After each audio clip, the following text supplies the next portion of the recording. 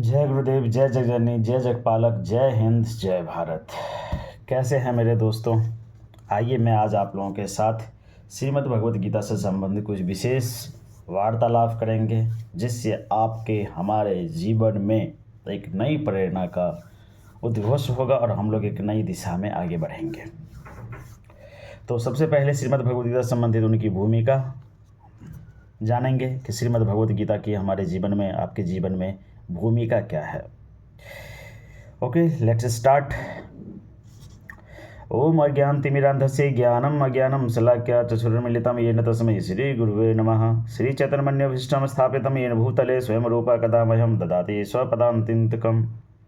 वन्देऽहं श्रीगुरो श्रीयुतपदकमलं श्रीगुरून् वैष्णवांशं श्रीरूपं सागरजातं सहगण रघुनाथं तं सजीवं साद्वैतं सावधूतं परिजनसहितं कृष्णचैतन्यदेवं श्रीराधाकृष्णपादान् सहगण ललिता श्रीविशाखान्वितंश्च। हे कृष्ण करुणा सिंधो दीनबंधो जगतपते गोपेश गोपिकाकांत राधाकांत नमस्तुते। अर्थात अभी यहाँ तक में सबसे पहले जो श्लोक था, ओम अज्ञानतिमिरान्धस्य ज्ञानम अज्ञानम शलाक्या, इसका अर्थ ये था कि मैं घोर अज्ञान में उत्पन्न हुआ था और मेरे गुरु ने अपने ज्ञान रूपी प्रकाश से मेरी आंखें खोल दी, अर्थात मुझे अंधेरे से प्रकाश में लाया, मतलब अज्ञानी से ज्ञानी बनाया, नज़र से नज़रिया में रूपांतरित किया है। अतः मैं अपने उन पूज्यवर गुरु जी को सादर नमस्कार करता हूँ। उसके बाद गुरु महिमा के बाद, गुरु प्रशंसा के बाद, गुरु वंदना के बाद भगवान श्री कृष्ण की आराधना की गई है। हे कृष्ण करुणा सिंधु दीनबंधो जगतपते गोपेश गोपिका कांत राधा कांत नमस्तुते, मतलब हे कृष्ण, आप दुखियों के सखा तथा सृष्टि के उद्गम हैं, आप गोपियों के स्वामी तथा राधा रानी के प्रेमी हैं, मैं आपको सादर प्रणाम करता हूँ। अब मैं आप लोगों को पिछले वीडियो में ये मैंने एक्सप्लेन कर दिया था कि भगवान का गुणगान करने से पहले गुरु गुणगान क्यों किया जाता है, गुरु महिमा को क्यों वर्णन किया गया है, इससे संबंधित ऐसा क्यों। तो इसके पीछे का एक कारण था जो मैंने आप लोगों को बताया भी था, जिसमें कबीर जी का एक दोहा है, गुरु गोविंद दो खरे काके लागो पाए, बलिहारी गुरु आपने गोविंद दियो बताए। वहाँ पर भगवान श्री कृष्ण खुद अर्जुन को ये बतलाते हैं कि भगवान से भी ऊंचा दर्जा गुरु का होता है, जिन्होंने तुम्हें ज्ञान दिया कि एक्चुअली भगवान होते कौन हैं। इसी वजह से श्रीमद् भगवद गीता की जो भूमिका हैं, इसका जो शुरुआत किया गया है, इसमें भी सबसे पहले गुरु को प्रणाम किया जाता है, इसके बाद भगवान श्री कृष्ण को प्रणाम किया जा रहा है।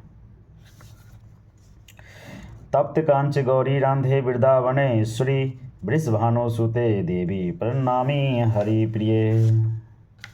वाञ्छाकल्पतरुभ्यश्च कृपा सिन्धुभ्य एव च पतितानां पावनेभ्यो वैष्णवेभ्यो नमो नमः।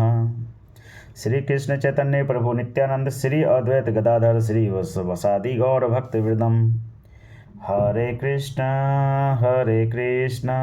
कृष्ण कृष्ण हरे हरे, हरे राम राम राम हरे हरे, हरे कृष्ण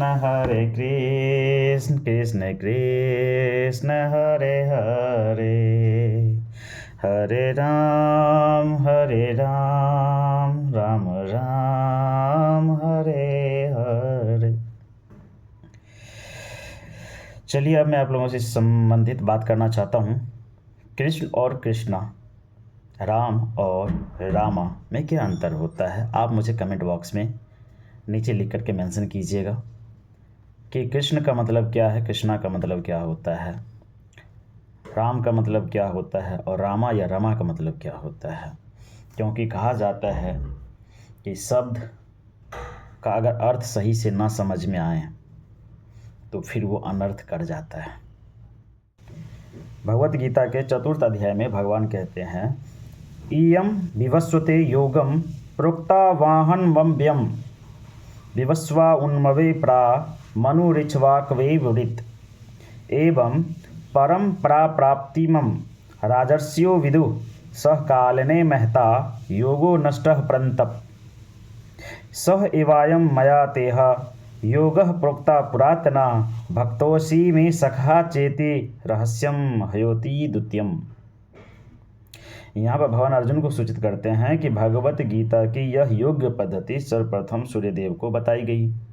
सूर्यदेव ने इसे मनु को बताया और मनु ने इसे इक्ष्वाकु को बताया। इस प्रकार गुरु परंपरा द्वारा यह योग पद्धति एक वक्ता से दूसरे वक्ता तक पहुँचती रही, लेकिन कालांतर में यह छिन्न भिन्न हो गई। फलस्वरूप भगवान को इसे फिर से बताना पड़ रहा है, और इस बार अर्जुन को कुरुक्षेत्र के युद्ध स्थल में। मतलब श्रीमद् भगवत गीता का जो ज्ञान है, सबसे पहले भगवान ने अर्जुन को बताने से पहले किसे बताए थे? सूर्यदेव को। फिर बाद में सूर्यदेव ने मनु को, मनु ने इक्ष्वाकु को, और उसके बाद इस तरह से जो क्या रहा कि जो ओरिजिनल नॉलेज थी, ओरिजिनल जो जानकारियाँ थी, वो क्या हुआ कि समय के हिसाब से बदलता जा रहा था, क्योंकि हर कोई अपने अपने हिसाब से उसे मॉडिफाई करके बात कर रहे थे।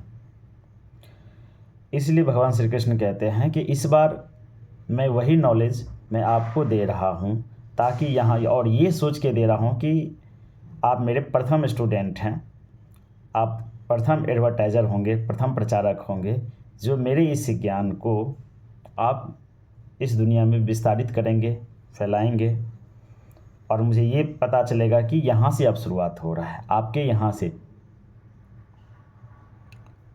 वे अर्जुन से कहते हैं कि मैं तुम्हें यह परम रहस्य इसलिए प्रदान कर रहा हूँ क्योंकि तुम मेरे भक्त तथा मित्र हो। इसका तात्पर्य यह है कि भगवत गीता ऐसा ग्रंथ है जो विशेष रूप से भगवद भक्त के लिए है, भगवत भक्त के निमित्त है। अध्यात्मवादियों की 3 श्रेणियां हैं। अध्यात्मवादियों की 3 श्रेणियां हैं: ज्ञानी, योगी तथा भक्त।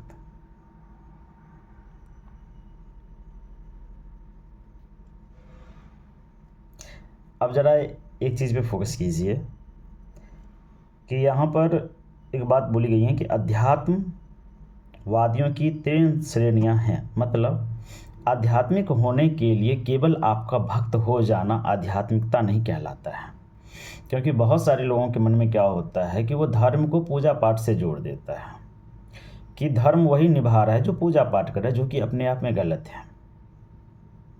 धर्म का मतलब तो केवल अनुशासन होता है। अच्छे विचारों को सुनिए, अपने जीवन में अच्छे विचारों को उतारिए, उसे पालन करिए। तो धर्म का मतलब तो अनुशासन होता है। पूजा पाठ क्या है? तो पूजा पाठ एक अलग चीज़ है, उन्हें धर्म से कोई मतलब नहीं है,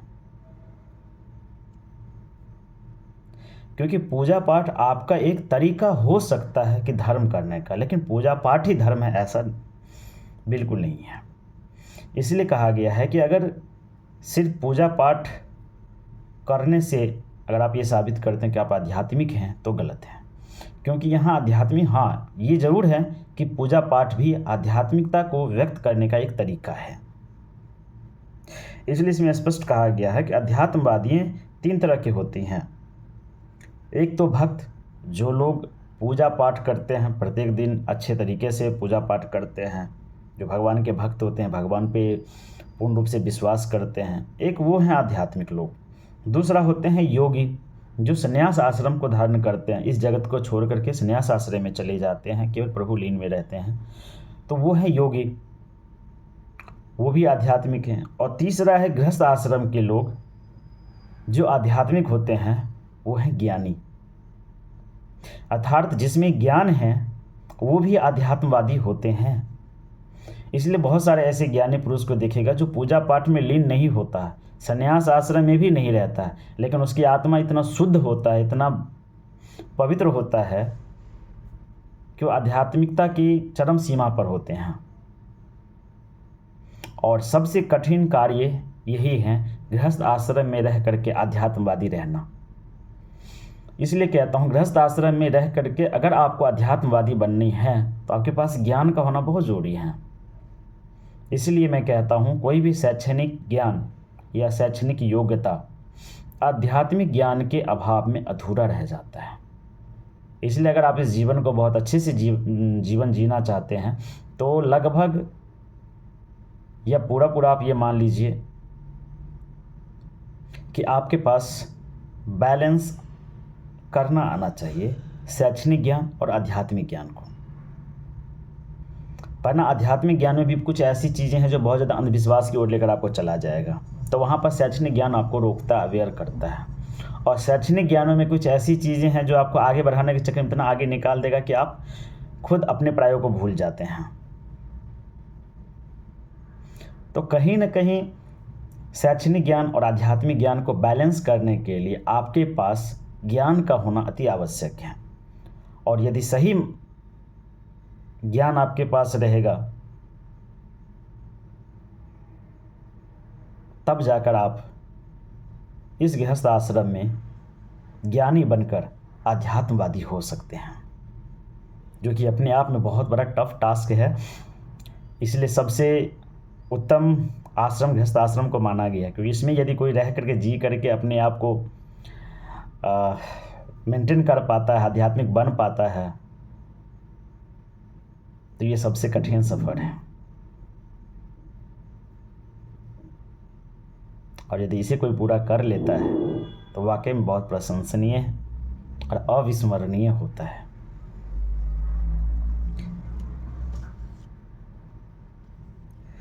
तो कुल मिलाकर मुझे ये बताना था कि अध्यात्मवादियों की 3 श्रेणियां हैं, जिसमें भक्त आते हैं पूजा पाठ करने वाले, दूसरा योगी जो संन्यास आश्रम को धारण करते हैं, और तीसरा है ज्ञानी जो गृहस्थ आश्रम में रहेंगे लेकिन अपनी आत्मा से शुद्ध होते हैं, पवित्र होते हैं। वो किसी को कष्ट नहीं देता, किसी को नुकसान नहीं करता है। यदि किसी के प्रति उन्होंने कुछ काम भी करा तो उसके भलाई में वो काम कर जाता है, भले उस भलाई के चक्कर में उसका खुद का कितना भी नुकसान क्यों ना हो जाए, लेकिन उन्होंने अपने नुकसान को भी ना देखते हुए दूसरों की भलाई में समर्पित हो जाता है। सही लोगों को साथ देने के लिए, सही लोगों को उत्थान करने के लिए, सही कार्य को बढ़ावा देने के लिए वो खुद को भी यदि भूल सकता है तो सच में वैसे ज्ञानी लोग ही अध्यात्मवादी होते हैं, क्योंकि उसके आत्मा में परमात्मा का अंश होता है। इसीलिए मैं आप सभी से गुजारिश करूंगा कि कृपया ज्ञान से समझौता मत कीजिए। ज्ञान प्राप्त करने के लिए किसी भी हद तक जाना पड़े तो चले जाइए, क्योंकि ज्ञान ही आपको सही और गलत का फैसला करने में मदद करता है। अगर ज्ञान नहीं होगा तो आप सही गलत का भी निर्णय नहीं ले पाएंगे। यहाँ पर भगवान अर्जुन से स्पष्ट कहते हैं कि वे उसे इस नवीन परंपरा यानी गुरु परंपरा का प्रथम पात्र बना रहे हैं, क्योंकि प्राचीन परंपरा खंडित हो गई थी। अतएव यह भगवान की इच्छा थी कि सूर्यदेव से चली आ रही विचारधारा की दिशा में ही अन्य परंपरा स्थापित की जाए, और उनकी यह इच्छा थी कि उनकी शिक्षा का वितरण अर्जुन द्वारा नए सिरे से हो। वे चाहते थे कि अर्जुन भगवत गीता का प्रामाणिक विद्वान बने। अतएव हम देखते हैं कि भगवत गीता का उपदेश अर्जुन को विशेष रूप से दिया गया, क्योंकि अर्जुन भगवान का भक्त, प्रत्यक्ष शिष्य और घनिष्ठ मित्र था। अतएव जिस व्यक्ति में अर्जुन जैसे गुण पाए जाते हैं वह भगवत गीता को सबसे अच्छी तरह समझ सकता है। कहने का तात्पर्य यह है कि भक्त को भगवान से प्रत्यक्ष रूप से संबंधित होना चाहिए। ज्यों ही कोई भगवान का भक्त बन जाता है त्यों ही उसका सीधा संबंध भगवान से हो जाता है। यह एक अत्यंत विशद विषय है, लेकिन संक्षेप में यह बताया जा सकता है कि भक्त तथा भगवान के मध्य 5 प्रकार का संबंध हो सकता है। अब यहाँ पर देखिए, जो लोग पूजा पाठ करते हैं तो वो भक्ति कर रहे होते हैं, और यही चीज़ बताया कि भक्ति करने का, भगवान से लगाव होने का 5 प्रकार के ऐसे रास्ते हैं जिससे आप भगवान से संबंधित होते हैं। पहला, कोई निष्क्रिय अवस्था में भी भक्त हो सकता है, कोई सक्रिय अवस्था में भक्त हो सकता है, कोई सखा रूप में भक्त हो सकता है, कोई माता पिता के रूप में भक्त हो सकता है, कोई दंपति या प्रेमी के रूप में भक्त हो सकता है। अर्जुन का कृष्ण से संबंध सखा रूप में था। निस्संदेह इस मित्रता तथा भौतिक जगत में पाई जाने वाली मित्रता में आकाश पाताल का अंतर है। यह दिव्य मित्रता है जो हर किसी को प्राप्त नहीं हो सकती। निस्संदेह प्रत्येक व्यक्ति का भगवान से सीधा संबंध होता है और यह संबंध भक्ति की पूर्णता से ही जागृत होता है। किंतु जीवन की वर्तमान अवस्था में हमने न केवल भगवान को भुला दिया, अपितु हम भगवान के साथ अपने शाश्वत संबंध को भी भूल चुके हैं। लाखों करोड़ों जीवों में से प्रत्येक जीव का भगवान के साथ नित्य विशिष्ट संबंध है, यह स्वरूप कहलाता है। भक्ति योग की प्रक्रिया द्वारा यह स्वरूप जागृत किया जा सकता है, तब यह अवस्था स्वरूप सिद्धि कहलाती है। यह स्वरूप के यथार्थ स्वाभाविक तथा मूलभूत स्थिति की पूर्णता कहलाती है। अतएव अर्जुन भक्ता और भगवान के संपर्क में मित्र रूप में था। हमें इस बात पर विशेष ध्यान देना चाहिए कि अर्जुन ने भगवत गीता को किस तरह ग्रहण किया। इसका वर्णन 10वें अध्याय में कुछ इस प्रकार है। अर्थात मुझे एक चीज़ समझाइए, अभी मैंने कहा कि भक्त का भगवान के साथ संबंध 5 प्रकार से हो सकता है। मतलब किसी भी स्टेज में आप भगवान से मिल सकते हैं। मतलब ये हुआ कि आप भगवान को किस रूप में पूजते हैं, आप कब पूजते हैं, कैसे पूजते हैं, ये मैटर नहीं करता। मैटर ये करता है कि आप क्या पहले पवित्र हैं, आत्मा आपका शुद्ध है। अगर आपकी आत्मा शुद्ध पवित्र है, किसी को नुकसान पहुंचाने की नहीं है, किसी को कष्ट देने की नहीं है, किसी की भलाई करने के लिए हैं, तो फिर आप किसी भी अवस्था में हैं तो आप भगवान का ही कार्य कर रहे हैं, आप भगवान के भक्त ही हुए। अर्जुन उवाच परम ब्रह्म परम धाम पवित्रम परम भवान पुरुषम शाश्वतम दिव्यमादिव देवजम विभुवम आहुस्त्वा मृत्स्य सर्वे देव ऋषि नारदस्थ अशिस्तो देवलो व्यास स्वयं चैव ब्रवीषिमेव सर्वमेतदृत्यं मन्ये यन्मा वदसि केशव न ही ते भगवन् व्यक्तितम विदुर्देवान दानवा। अब ये श्लोक को समझिए कि बहुत ही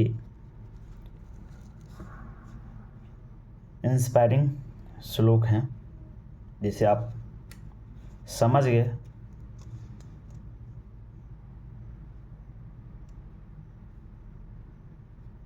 तो ये अपने आप में एक अद्वितीय अद्भुत होगा। अर्जुन कह रहे हैं परम ब्रह्म परम धाम पवित्रम परम भवान। अर्जुन ने कहा आप भगवान परम धाम पवित्र और परम सत्य हैं। आप शाश्वत दिव्य आदि पुरुष अजन्मा तथा महानतम हैं। नारद असित देवल तथा व्यास जैसे समस्त महामुनि आपके विषय में इस सत्य की पुष्टि करते हैं और अब आप स्वयं मुझसे इसी की घोषणा कर रहे हैं। हे कृष्ण, आपने जो कुछ कहा है उसे पूर्ण रूप से मैं सत्य मानता हूँ। हे प्रभु, न तो देवता और न असुर ही आपके व्यक्तित्व को समझ सकते हैं। भगवान से भगवत गीता सुनने के बाद अर्जुन ने कृष्ण को परम ब्रह्म स्वीकार कर लिया। प्रत्येक जीव ब्रह्म है, लेकिन परम पुरुषोत्तम भगवान परम ब्रह्म है। परम धाम का अर्थ है कि वे सबों के परम आश्रय धाम है। पवित्रम का अर्थ है कि वे शुद्ध हैं, भौतिक कलमश से बेदाग हैं। पुरुषम का अर्थ है कि वे परम भोक्ता है। शाश्वतम अर्थात सनातन है। दिव्यम अर्थात दिव्य। आदि देवम भगवान अजम अजन्मा तथा विभुवम अर्थात महानतम है। अब यहाँ पर ये चीज़ समझने वाली बात है कि इसमें कहा गया परम ब्रह्म असि परम ब्रह्म। अब इसका मतलब समझिए क्या है। इनका कहने का मतलब ये हुआ कि प्रत्येक जीव ब्रह्म है, यानी प्रत्येक जीव में जो आत्मा है और आप में जो आत्मा है, इस दोनों में अंतर क्या है। तो यहाँ पर अर्जुन कह रहे हैं कि प्रत्येक जीव ब्रह्म है, प्रत्येक जीव में तो केवल एक आत्मा मात्र है, लेकिन आप में जो आत्मा है वो परम आत्मा है। परम मतलब आपका आत्मा पवित्र है। बाद बाकी सभी जीवों में आत्मा है, लेकिन उसकी आत्मा क्या है, अशुद्ध है। और अशुद्ध आत्मा होने की वजह से क्या है कि ये लोग अंधकार में फंस जाते हैं, सच्चाई जान नहीं पाते हैं, सच्चाई से रूबरू नहीं हो पाता है। और आप परम ब्रह्म हैं, मतलब आप परमात्मा हैं, आपकी जो आत्मा है वो शुद्ध है। अगर कोई इंसान भी अपनी आत्मा को शुद्ध कर लें तो उनमें आप निवास करते हैं। मतलब कोई अगर अपनी आत्मा को परमात्मा बना लें, मतलब अपनी आत्मा को शुद्ध करके रखें, तो उसमें भगवान का अंश रहता है। यही चीज़ अर्जुन भगवान श्री कृष्ण की महिमा का वर्णन करते हैं कि मैं केवल एक आत्मा मात्र हूँ, आप परमात्मा हैं, इसलिए आप जो मुझे जो कुछ भी बात बोल रहे हैं, मुझे आपके बात पर पूर्ण विश्वास है। कोई यह सोच सकता है कि चूंकि कृष्ण अर्जुन के मित्र थे, अतएव अर्जुन यह सब चाटुकारिता के रूप में कह रहा था।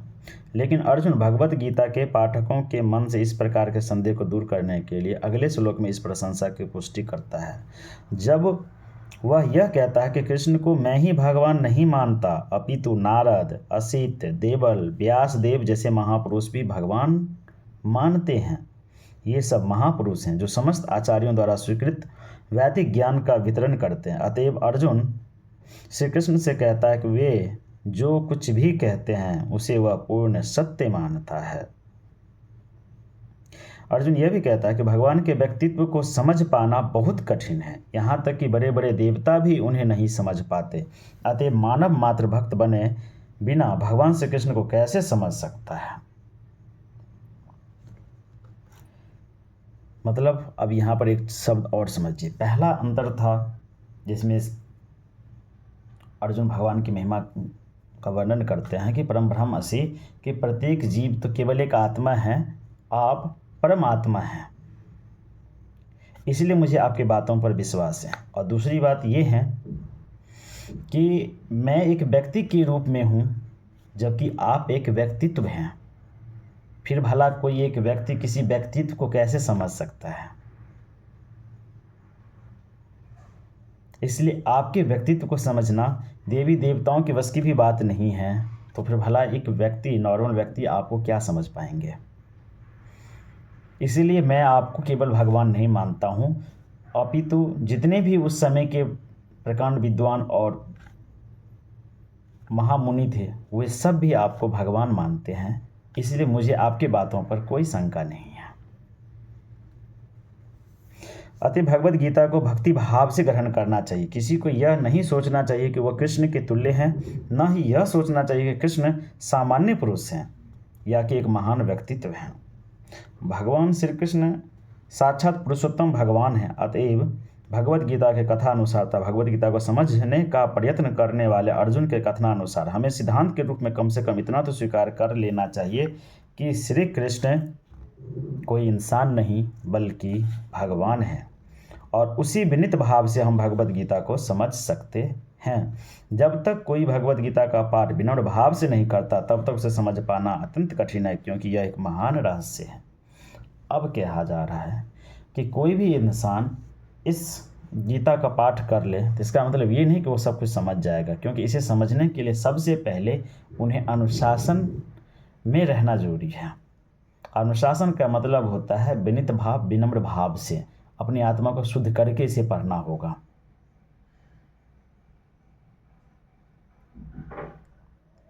तो भगवत गीता क्या है?